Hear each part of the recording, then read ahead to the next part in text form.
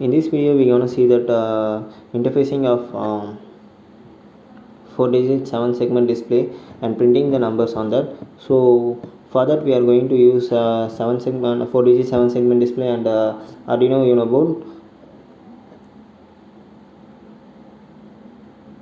We already compiled the entire code. You may see the 4 digit 7 segment display and Arduino board. So we are just connecting this via USB cable. So now we are going to save the program for again one more time. We are going to upload this entire program to the microcontroller in the board.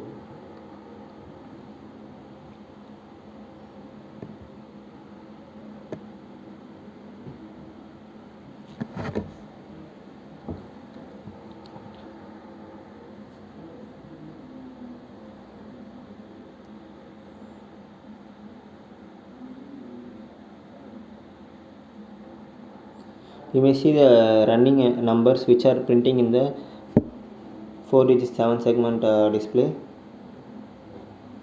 You may see the real time values in live. So in successful. Thank you.